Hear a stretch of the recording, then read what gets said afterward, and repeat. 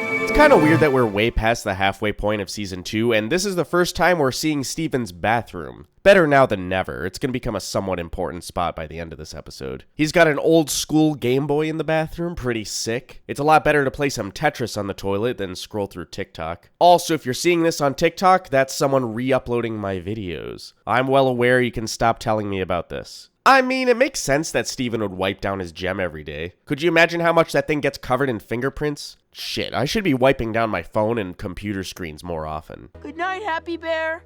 Good night, Sad Bunny. Good night, Playful Kitty. Good night, Ominous Triangle at the foot of my bed. I'm gonna catch some flack for this, but Peridot is not a triangle. Peridot's head is closer to a square, but it's even closer to a kite. I guess her gem is a triangle. Gonna rename this series to Geometry. Whatever. You know, if I saw some spooky silhouette in my room that just disappeared randomly, I'd be freaking the fuck out. That's some sleep paralysis shit. Or, you know, Peridot coming to abduct him. Let me go! Enough of this! Why didn't she just use the tractor beam to bring him here? Why struggle to hold him through an entire warp? Maybe the tractor beam and the warp don't work at the same time? Some Ghostbusters type stuff, maybe? Don't cross the streams and all that? You have to fix this! Peridot's got some crazy finger action in this scene. It's fitting because this is the last scene we see her with her limb enhancers. They gotta make the fingers look as insanely good as possible. You're my last chance. I've got no flask robinoids. I've got no foot. Note that she calls it a foot here. That gets retconned later. It's made a point in a later episode that she doesn't call it a foot. I've got no response from Yellow Diamond. I've said this in a previous episode, but why is she contacting Yellow Diamond? Did she get the mission directly from her? Surely there should have been some in-between mission commanders or whatever that would assign her and arrange the ship and arrange Jasper as her escort. Oh wait, maybe Jasper was the middleman? Maybe she reports to Yellow Diamond, and now that she's gone, there's no other option. Here goes. Could this have worked if his powers were working? Yeah, later episodes have Steven healing inanimate objects, but warp pads are like magical things. How different is it from a rock? How different is it from a gem? How different is Steven's healing spit from the goo inside the toothpaste robots? It's also healing spit, not repair spit. Oh, there he is. I'm gonna guess that the gems still have that tracking device hooked up to the warp pad. Saves me from asking how they knew Steven was gone and how they knew he would be here. I hope they leave that hooked up for the rest of the show.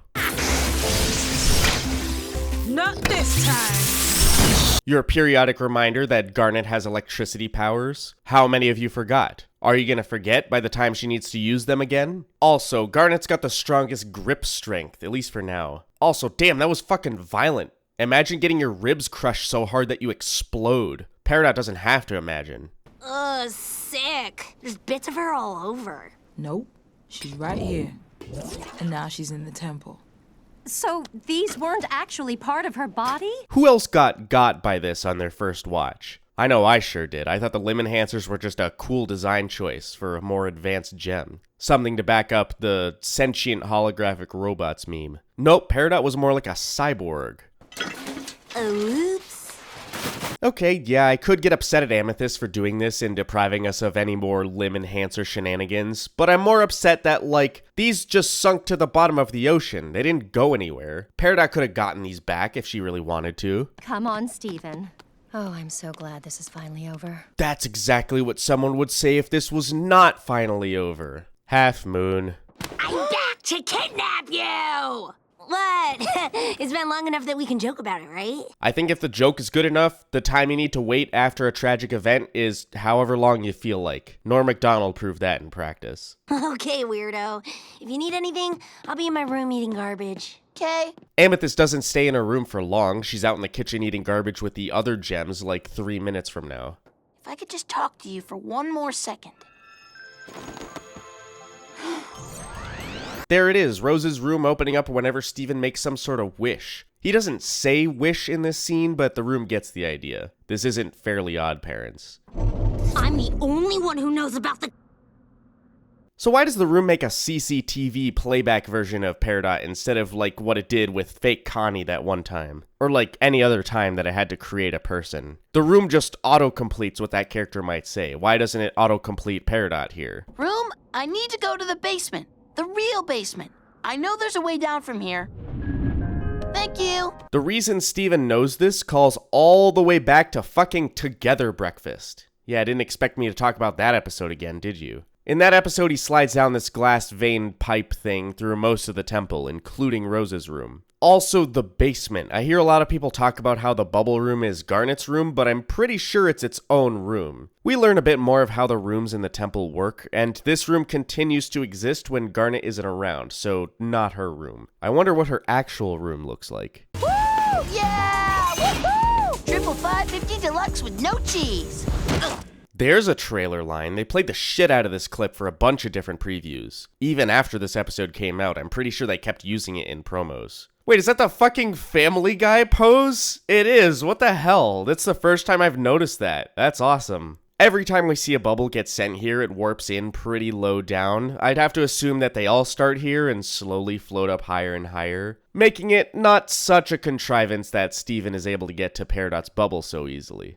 Peridot reforms quick. Part of me thinks that it has something to do with being in a bubble, but the other part thinks that she doesn't have to take time to come up with a form. I think her form is pre-designed, a standard she has to adhere to. Oh my gosh.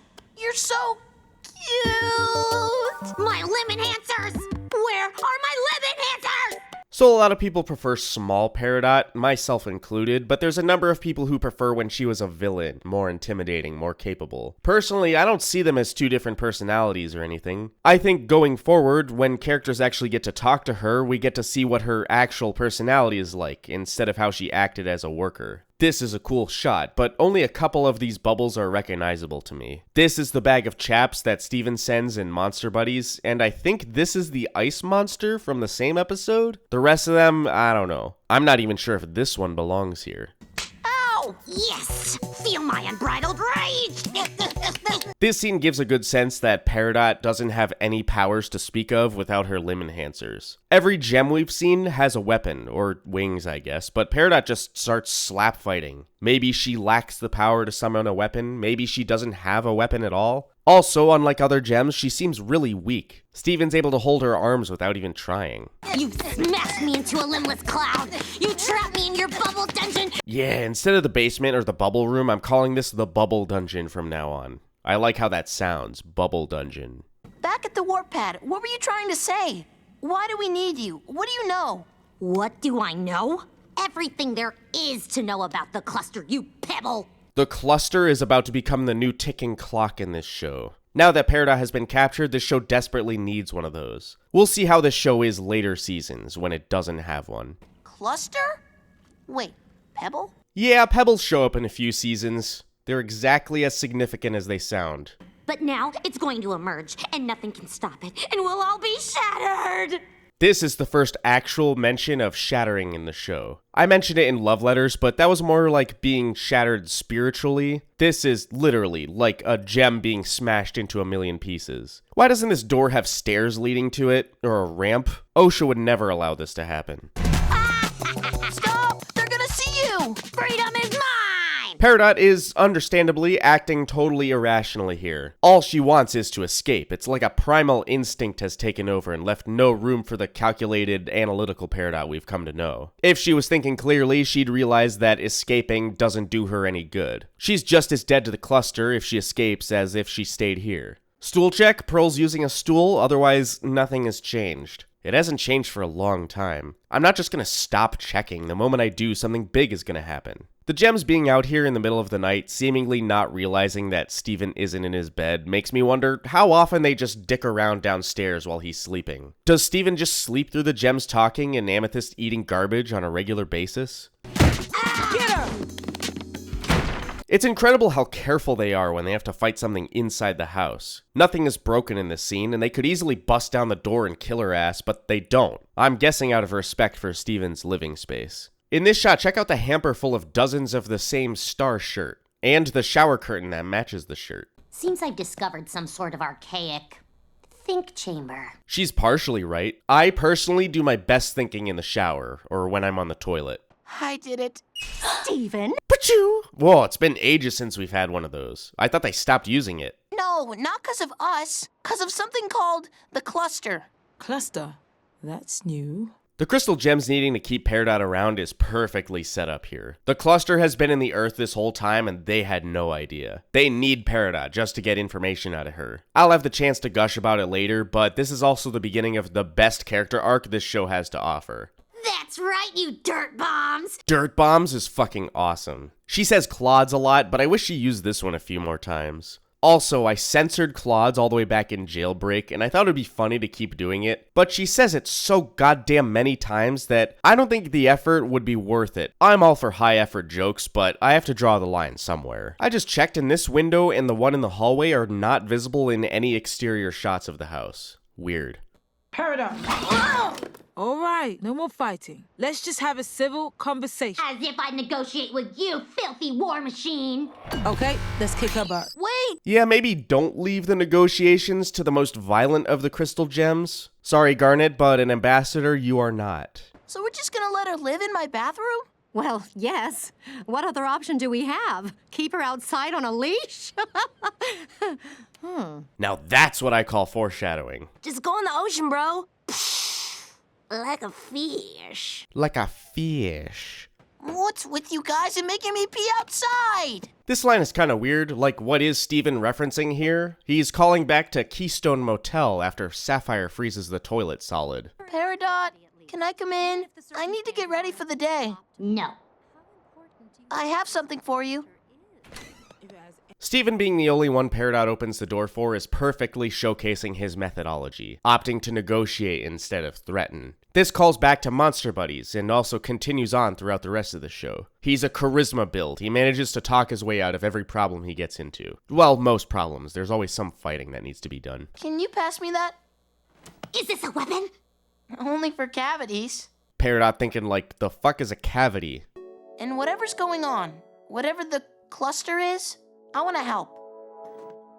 I doubt you can help me, but I appreciate the offer. She's gonna be eating her words literally one episode from now. Yeah, this episode rules. It's a lot of setup, but it manages to fit in a bunch of action and introduce us to Peridot's actual character. This episode to the end of the season is all pretty much one continuous story. Next episode picks up right where this one ends. It almost makes me want to save the recap for the end of that one. I have to love this episode for Peridot alone. Peridot is my second favorite character in the show, right behind Amethyst. The episodes leading up to the end of the season, like I said earlier, feature some of the best character writing in the whole show. This is where the roller coaster ride gets really good. And if you want to see new videos from me a week before they premiere on YouTube, you can subscribe to my Patreon for just a couple bucks. The link is in the description. Biggest shoutouts to my Grandmaster patron, Scala LD. Grandmaster audio engineer. They can project pictures with sound, it's crazy. And shoutouts to my master patron, Geeky Game Guru, master of the circle. They can recite every digit of pi. It does end eventually, believe it or not.